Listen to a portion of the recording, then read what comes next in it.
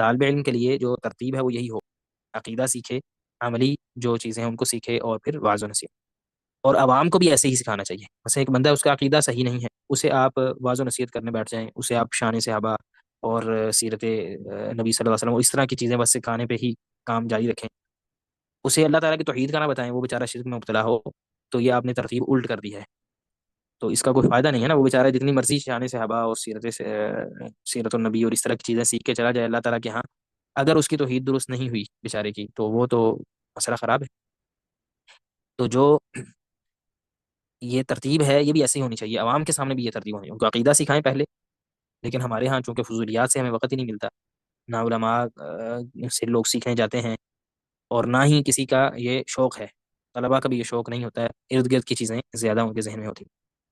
سب سے پہلے عقیدے کی چیزیں سیکھیں۔ ہاں اگر طالب علم ہے تو اس کے لیے ساری چیزیں برابر چل رہی ہوتی ہیں، پھر اس کے بعد جب عقیدے کی بات، جو جس لیول کا بندہ ہے، اگر کوئی عامی ہے تو اس کو موٹے موٹے جو عقیدے کے مسائل ہیں اور توحید کے مسائل ہیں وہ پتہ چل گئے ہیں، بہت گہرائیوں سے جانے کی ضرورت نہیں ہے، پھر وہ اگلے پہ شفٹ ہو جائے، عملی مسائل سیکھے، نماز، روزہ، حج، زکات، جو جو وہ عمل کر رہا ہے، جو جو اسے کرنا ہے اس کا علم حاصل کرتا رہے۔ پھر اس کے بعد اس کو اپنا دل نرم کرنے کے لیے، دل کی اصلاح کے لیے یہ چیزوں کی ضرورت پڑے تو وہ ان چیزوں کی طرف آتا رہے، یا اگر اکٹھا بھی چلتا رہے اور طالب علم بھی ایسے چلتا رہے تو مناسب ہے اس کے لیے۔ لیکن ان میں سے ایک چیز پہ فوکس کر دینا، جیسا کہ ہمارے ہاں عموماً آج کل کے جو بہت سارے ادارے اور بہت سارے موٹیویشنل اسپیکرز جنہیں ہم کہتے ہیں، یا اس طرح کے لوگ ہیں، ان کا خیال ہے یہ ہے کہ عقیدے کو بھی چھوڑ دیا جائے۔ وہ کہتے ہیں یہ مسائل جو ہیں یہ اختلافی مسائل ہیں، اللہ تعالیٰ کی توحید کو بیان کر دینا اور شرک کی مذمت کر دینا اختلافی مسئلہ ہے، اس سے امت کے اندر جو وحدت ہے وہ ختم ہو جاتی ہے۔ لہٰذا ہم کیا کریں، ہم آخری آپشن پہ چلے جائیں، کس پہ؟ بس لوگوں کو اللہ سے جوڑیں، واعظ و نصیحت کریں، اور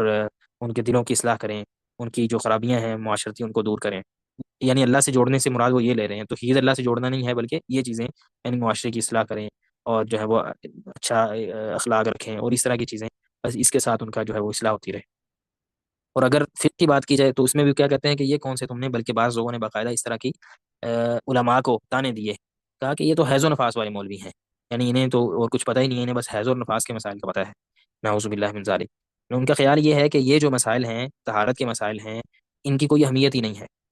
حالانکہ یہ ہم انشاءاللہ آگے بھی جیسے کتاب الطہارہ پڑھیں گے کہ یہ وہ مسائل ہیں، آپ دیکھیے کہ جس چیز کو یہ بطور گالی علماء کو دیتے ہیں کہ یہ حیض و نفاس والے علماء ہیں، ایک نماز کا بھی، کسی خاتون کی ایک نماز کا بھی مسئلہ بن جائے کہ یہ والی نماز اس پہ فرض تھی یا نہیں فرض تھی، حیض و نفاس کا مسئلہ یہی ہے نا،